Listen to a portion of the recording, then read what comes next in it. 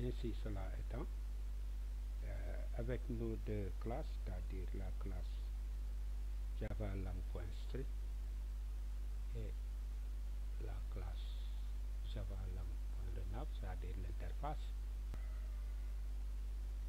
on va faire quelques petits exercices pour plus de compréhension, surtout pour les débutants. Ensuite, on va passer au reste des éléments de la programmation orientée objet, parce que les scripts sont très larges et nous y reviendrons un peu plus tard dans les autres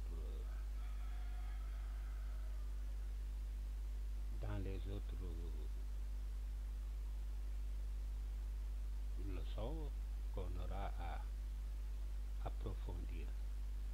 Ce qui fait qu'ici, on va commencer par créer une nouvelle classe. CTRL N. Voilà, on va à Java. Voilà, Java classe. Nouvelle classe ici. On aura Java 35, on va changer 6.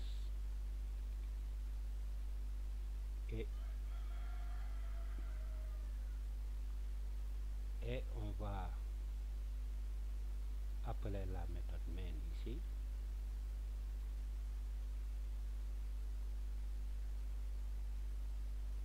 Ici dans cette classe, on va tout simplement rappeler que au démarrage d'un programme, lorsqu'un programme tourne avec la JVM, il y a toujours un script qui tourne dans le programme. Donc dans la Java Virtual Machine, c'est-à-dire ce programme, c'est le script initial. Ce script initial fait partie de la classe Java.Lang. Script initial, ici, ça s'appelle script initial.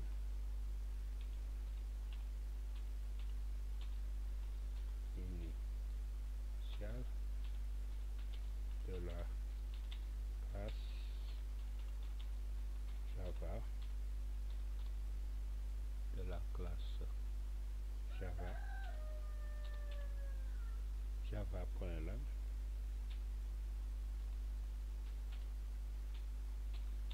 Java.Lang.Street. Ce qui fait que ce programme sera réinitialisé. On va créer ici, on va faire appel à la méthode de ce script.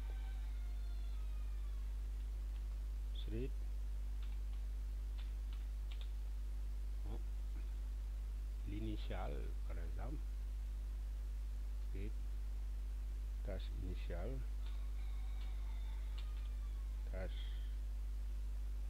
tâche initiale est égal à script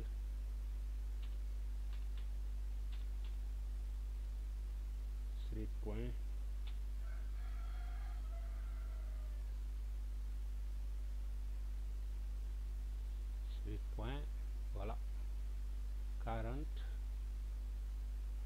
script, le script courant, c'est-à-dire le script initial. Donc ici, un virgule,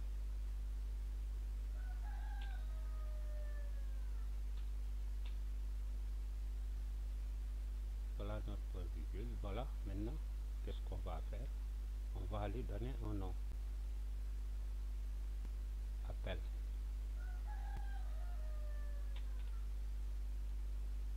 Appel méthode.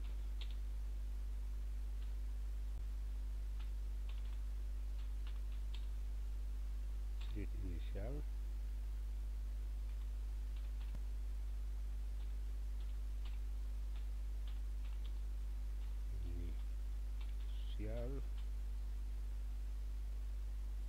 ça la méthode en quelque sorte, street point 40 street.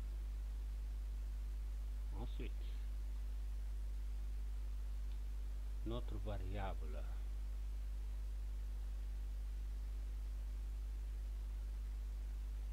le nom de notre street initial ici, on va le créer ici, c'est-à-dire notre street initial qu'on va fabriquer sur la base du street de base. On va lui donner un nom. Cette street initial, on va lui donner un nom. Donc, tâche, contrôle, voilà. Point set name. Point set name, voilà. On va lui donner un nom. Ici, l'argument sera une chaîne de caractères, par exemple.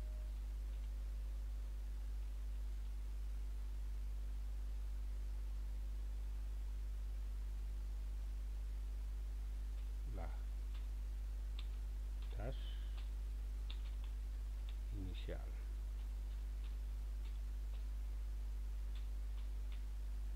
La tâche initiale. Ensuite, qu'est-ce qu'on fait?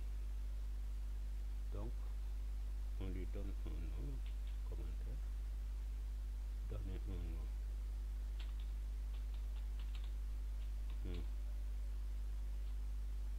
Non, pour street initial.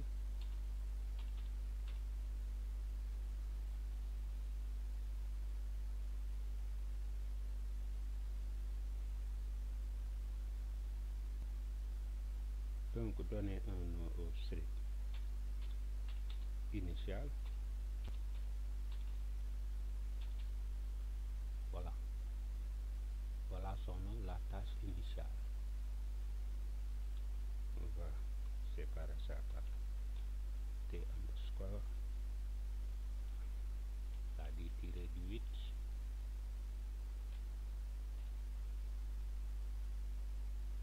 Et qu'est-ce qu'on va faire?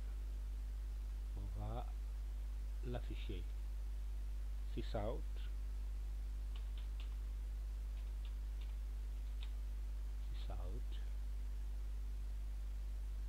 street initial tâche initiale, notre tâche initiale ici, à point virgule. Ensuite, affichage.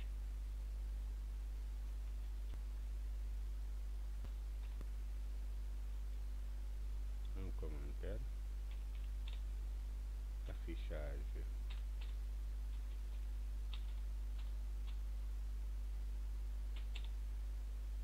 de la street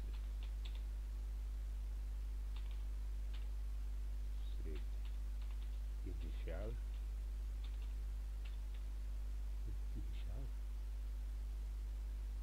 Ensuite, qu'est-ce qu'on va faire? On va mettre un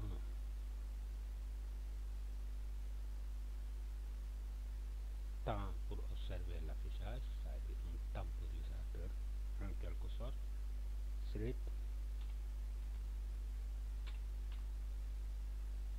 ça c'est une fonction de la classe street. Street point sleep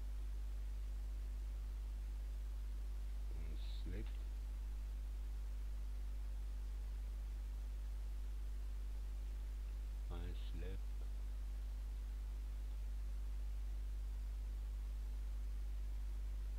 ici c'est un seul argument. On va recommencer.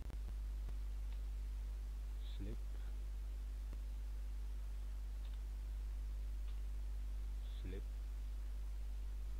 on va prendre le seul argument ici.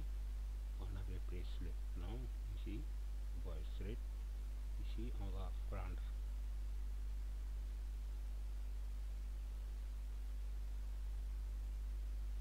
notre street long et qu'est-ce qu'on met? Street point sleep millisecondes, 1500 millisecondes, 1500 millisecondes.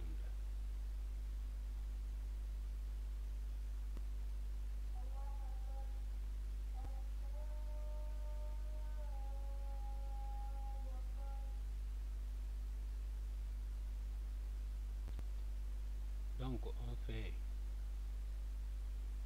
en quelque sorte dormir le script pendant 1500 millisecondes, c'est-à-dire 1 milliseconde, c'est le millième de la seconde, donc 1000 millisecondes, ça fait une seconde. Donc ici, une seconde et demie. Donc ici, qu'est-ce qu'on ajoute? Un throw. Throw, ici, exception. Exception. Voilà.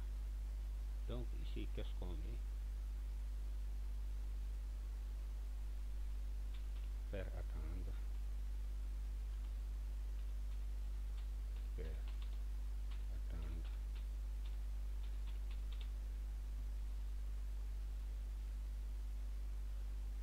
La suite.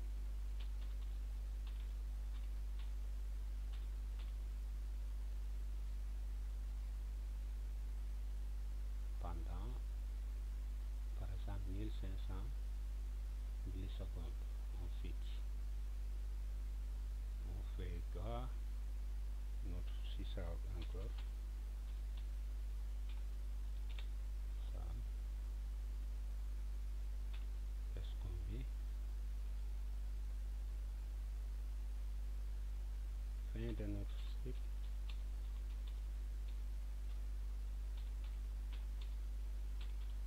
Script initial.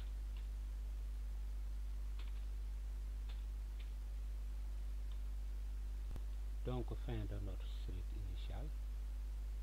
Ici, par exemple, on a juste CTRL S. Voilà. L'erreur a disparu avec le point rouge. Donc ici, qu'est-ce qu'on a? Avec la classe thread, ici, on a toujours un thread qui attend, un thread courant. Ce qui fait que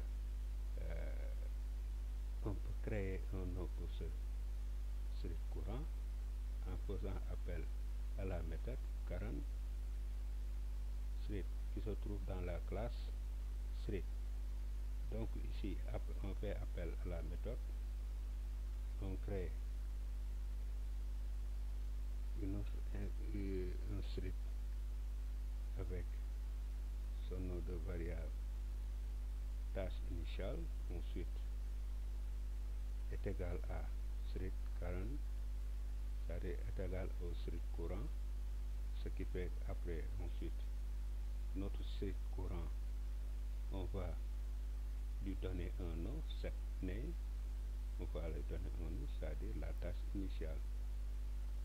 C'est ça le nom du thread courant, initial ou courant.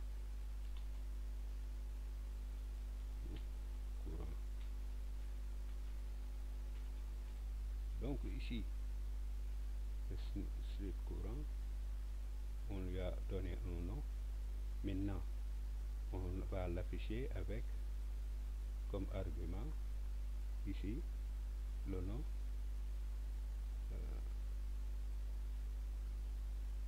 de ce thread. Ensuite,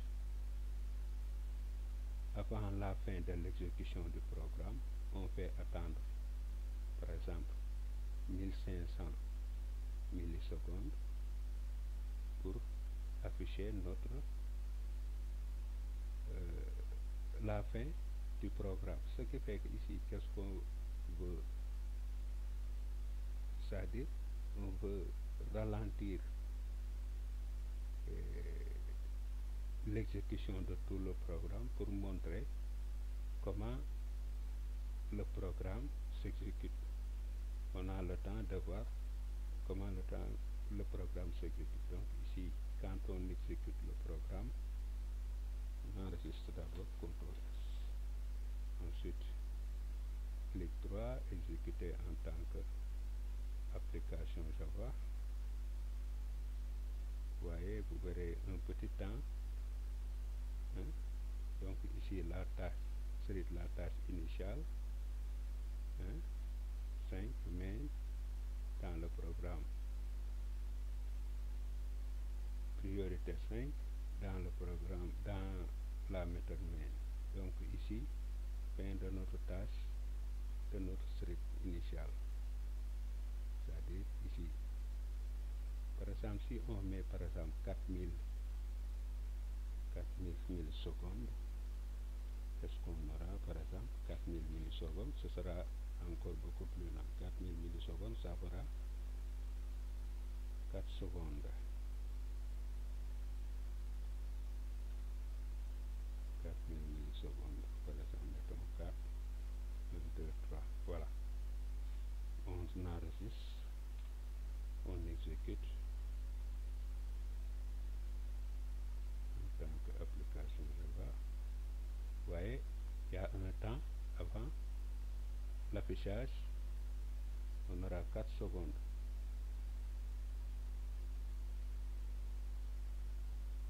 Vous voyez, on va recommencer encore, on exécute. Donc ici la tâche initiale 5, mais donc ici on doit avoir un temps 4 secondes. Si ça ne s'affiche pas rapidement, voilà, fin de notre tâche initiale. Maintenant, on va exécuter et cliquer juste pour remarquer vraiment les 4 secondes. Voilà, on a exécuté ici. Vous voyez, il y a un temps et paf, on attend l'exécution, la fin, ça ne vient pas, on clique ici. Donc sachez que, bon, par exemple ici, exécutons, réexécutons encore, on clique ici pour voir le résultat.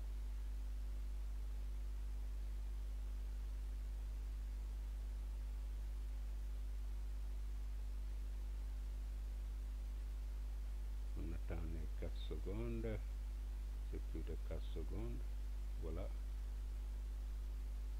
on va exécuter.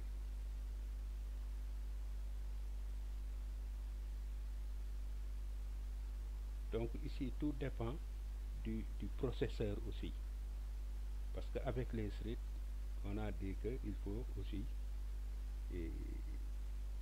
tenir compte des tâches que le processeur exécute indépendamment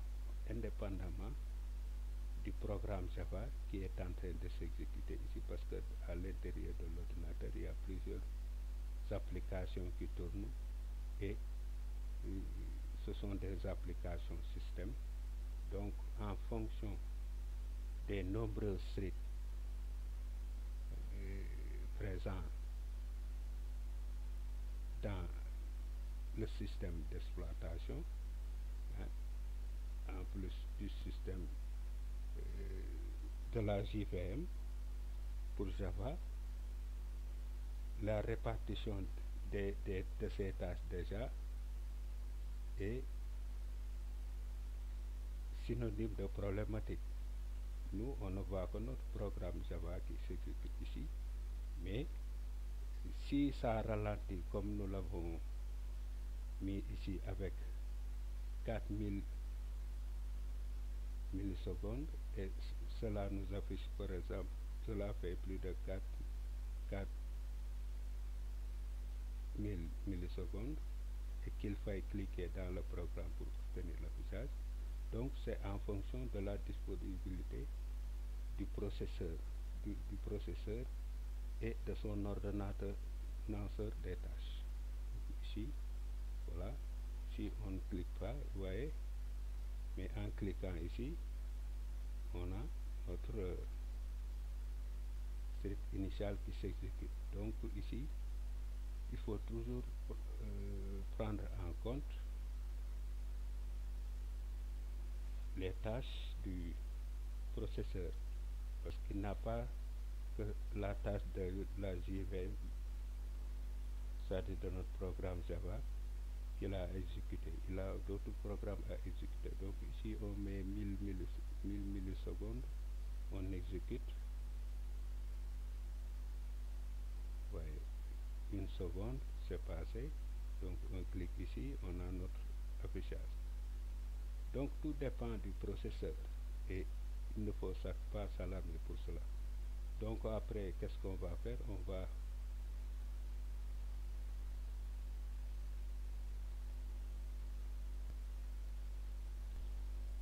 va créer un script avec directement